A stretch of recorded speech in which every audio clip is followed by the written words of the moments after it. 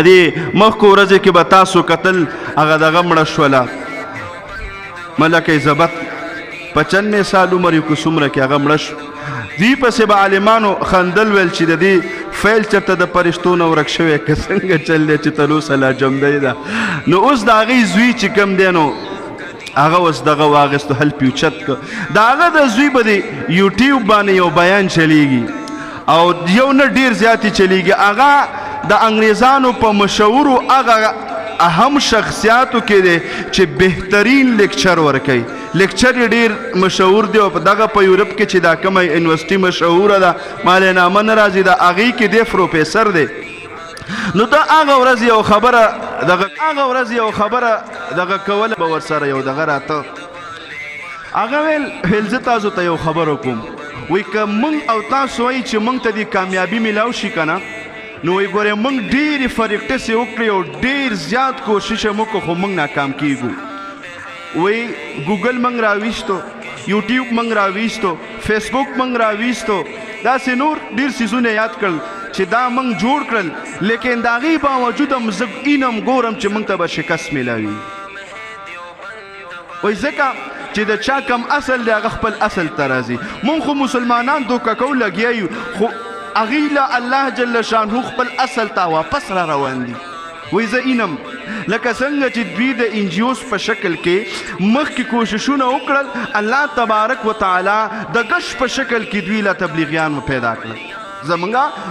علماء دیوبند مولانا الیاس رحمت الله علیه خوب کتلی حضور پاک صلی الله علیه وسلم ورته وی چې الیاس تا نه الله د دین کار اخلي د الله لار ته اوځه نو دی راغی د هغه خپلې زمانې بزرگ لا لوی پیرو هغه ته کېناستو په ژړا شو وایي جی ما بیګا حضور پاک خوب کې لیدلی او وایي ما ته وی چې الله د دین کار اخلي اوځه نو وایي زه خو د دین کار نشم کولی هغه ورته وایي عجیبه سړی وی تا ته ویلي چې ته به د دین کار کوې وی نه وی تا ته ویلي چې الله به د دین کار اخلي ته وځه الله به درنه اخلي ته د ځان ته نشې کوی الله به د دین کار اخلي الحمدلله ثم الحمدلله چې په کوڅه کوڅه باندې انګریز انجوز وګرځو الحمدلله په کوڅه کوڅه باندې الله پاک د دین داعي وګرځو چې هغه وروالی دی د دین داعي وروالی دی چې هغه یو دفتر ته راوستی د دین والا جومات ته راوستی چې هغه ورته د اسلام خلاف تحریک پیش کړی د ورته د اسلام د محبت تحریک پیش کړی دی که هغه ورته وایي ټریننګ له راشه دی ورته وایي چې لې له راشه که هغه ورته وایي چې 4 میاشتو له راشه دی ورته وایي کال له راشه چې هغه په کوم انداز کې لګیا دی او غیر دیني خوري الحمدلله په هغه انداز کې الله علماء حق پیدا کړي دي او د هغه مخالفت په هغه انداز کې کوي چې کوم انداز کې هغه د دین مخالفت کوي زما عزتمندو دغه دین اسلام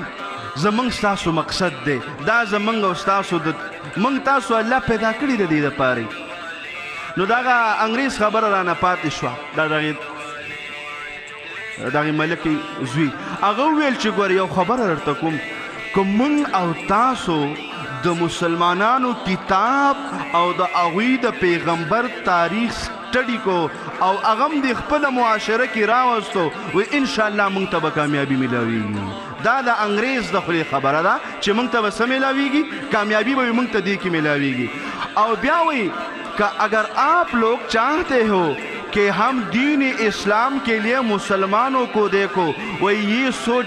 کبھی بھی نہ کرو مسلمانوں کو نہیں دیکھنا چاہیے اگر آپ مسلمانوں کو دیکھنا چاہیے تو ابو بکر کو دیکھو عمر کو دیکھو عثمان کو دیکھو علی کو دیکھو حسن حسین کو دیکھو بلال کو دیکھو ابو ہریرہ کو دیکھو اگر ورتوئی آپ صحابہ کے زندگی کا سٹڈی کرو اس مسلمانوں کا نہ کرو کیونکہ ہم نے اس کو بگڑایا ہے دا هم بگڑاو کړی دي تاسو هغه خلکو ګورئ خو قرآن او حدیث اثر ګورئ د هغه خلکو کې وګورئ نو نن انګریز هم قرآن ته محتاج دی نن انګریز هم زموږ د حبیب صلی الله علیه وسلم دین ته محتاج دی من خلق خپل محتاجی بیا دی پیرنګیانو یو بل کار شروع کو او هغه اوسه پورې جاری دی او په هغې کې ورته ښه ترقي میلاو شوه او هغه زموږ ستاسو د سترګې دوران دي روٹی کپڑا مکان روټي کپڑا مکان د پاره چې کله هغوی تحریک شروع کو نو وی چې تاسو ته به تنخوا میلاویږي تاسو به دا جاب کوئ هغه جابونو د پاره نصاب کېښودو او په ټولو نصاب کې د ټولو نه اعلی معیار او د ټولو نه اوچته مرتبه انګریزي له ورکړله چې چاله ښه انګریزي ورځي چاله د انګلیش پورا سپیکینګ ورځي دی پې ښه پوهېږي ده ته به بهترین جاب میلاویږي او چې جاب میلاو شي ښه تنخوا به میلاویږي او چې ښه تنخوا میلاو شي روټي کپړه مکان به ورته ښه میلاویږي هغه اثر نن شته که نشته موږ کې هغه روټي کپړه مکان هغه جاب دپاره موږ مسافرۍ م کوو موږ شپې م شوګیرو موږ حرام هم کوو موږ ښه سکول هم ګورو موږ ښه یونیورسټي م ګورو موږ ښه کالج هم ګورو چې یو مزدور مي د هغه ارمان دی چې زما بچی دی یو ښه تعلیم وکړي چې یو غلام هم هغه وایي چې زما لور یا زما زوی دی ښه تعلیم وکړي چې سبا دی نوکر شي چې ما له پیسې ګټي چې د ده ژوند ښه تېرېږي دین اسلام زموږ د ذهن نه ویسته اوس هغه اثر په موږ کې شته چې کله روټي کپړه مکان پسې زموږ سوچ شروع شو زموږ به ټولې طریقې بیا بدلیږي ولې زموږ مقصد دغه وګرځېده نن په دوبۍ کې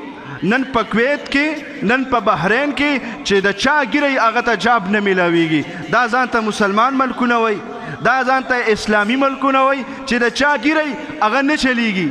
ساره موږ دا خبره کوله چې د ده ګیره نشته ګینې اوس به ده ته جاب میلاو شوی وی او ظالمه تا له دومره حیا د خپل حبیب نه راځي حبیب صلی الله علیه وسلم د ګیرې په باره کې راځي څوک چې ګیره خوري یا کټکۍ او قبر کې کیدي محدثینو لیکلي دي سات پس د ده نه دا تخته لرکئ که د ده دا مخ د قبرې نه نو اوړېدلی چې موږ ته څه وایې بیا راته ووایې دومره عظیمه ګناه ده په دغه کار کې او هغه کار هغه مسلمانانو په خپل منځ کې قانون ګرځولی په خپل ملک کې د خپلو چې څومره د هغوی ایجنسیانې دي او څومره د هغوی د کاروبار ځایونه دي په ټولو کې دا لیکلي چې بی داړي ممنوع ہے حافظان لاړ شي د قرآن حافظي هلته ورته چې جاب میلاویږي ګیره کټ کړي ولې یاره جي د څه وکړو مجبوري ده ګیره نه پرېږدي زموږ په دې ملک کې داسې ادارې شته دی چې داړي والا هغوی نه مني دا د چا قانون دی دا څو خوشحالول دي دا د پیرنګیانو قانون دی او په یورپ کې چې کوم ځای کې جابونه میلاویږي ګیره بلکل نه مني نو د یورپ والا قانون په اسلامي ملک کې چلیږي دا د پیرنګیانو تحریک د پاکستان د آزادېدو